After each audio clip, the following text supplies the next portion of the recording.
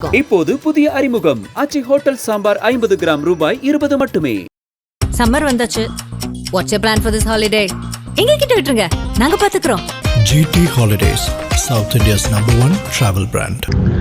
இம்ரான் சாருக்கு வணக்கம். நான் சிவகார்த்திகேயன் பேசுகிறேன் சார். நீங்கள் சிறப்பாக உருவாக்கின மாணவர்களில் சரவணனும் ஒருத்தர். எங்களுக்கு ரொம்ப நெருக்கமானவர்.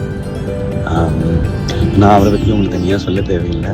கத்துக்குட்டி படத்தின் மூலம் தமிழ் சினிமாவில் அறிமுகமான ரா சரவணன் முதல் படத்திலேயே மீத்தேன் பிரச்சனை குறித்து பேசி பலரையும் திரும்பி பார்க்க வைத்திருந்தார். தென் மாவட்டங்களில் இருக்கும் அண்ணன் தங்கை உறவை அழகாக படம் பிடித்து தனது 2வது படமான உடன்பிறப்பை பலரும் ரசிக்கும்படி உருவாக்கியிருந்தார். 3வது படமான நந்தன் சமூகத்தில் இன்று வரை கொடிய நோயாக இருக்கும் சாதிய ஏற்றத்தாழ்வுகளை ஆதாரத்துடன் ஆவணப்படுத்தியிருந்தார். இந்த படம் அனைத்து தரப்பு மக்களின் கவனத்தையும் ஈர்த்ததோடு அல்லாமல் சமூகத்தில் மிகப்பெரிய தாக்கத்தை ஏற்படுத்தியிருந்தது. சமூகத்தில் நிலவும் விளிம்பு நிலை மக்கள் மீதான ஒடுக்குமுறையை தெளிந்த நீரில் தோன்றும் பிம்பம் போல பொது சமூகத்திற்கும் எடுத்துரைத்திருந்தார். பொதுவாக பெரும்பாலான படங்களில் பொறுப்பு துறப்பு பக்கத்தில் இந்த படத்தில் வரும் கதை மற்றும் கதாபாத்திரங்கள் அனைத்துமே கற்பனையானவை என்று குறிப்பிடப்படும்.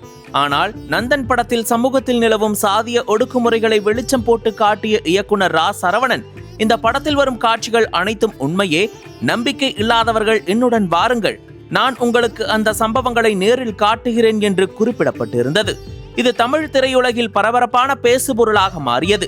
இதற்காகவே தமிழ் சினிமாவின் உச்ச நடிகர் ரஜினிகாந்த் இவரை பாராட்டியிருந்தார். அதேபோன்று நடிகர் சிவகார்த்திகேயனும் நந்தன் படத்தை வெகுவாக பாராட்டி வீடியோ வெளியிட்டிருந்தார். பொதுவாக சிவகார்த்திகேயனுக்கும் ரா சரவணுக்கும் இடையே சினிமாவை தாண்டி நட்பு இருக்கிறது. சிவகார்த்திகேயனின் நம்பிக்கைக்குரிய நபர்களில் ஒருவராக இருக்கும் ரா சரவணின் கோரிக்கைகளை ஏற்று எளியவர்களுக்கு பல உதவிகளை செய்து வருகிறார். இந்த நிலையில் ரா சரவணனின் பள்ளி ஆசிரியரும் அவரது ஆசானுமான இம்ரான் தனது பணியிலிருந்து ஓய்வு பெற்றுள்ளார். இதனை அறிந்த சிவகார்த்திகேயன் ஆசிரியர் இம்ரானை பாராட்டி ஆடியோ ஒன்றை இயக்குனர் ரா சரவணனுக்கு அனுப்பியுள்ளார்.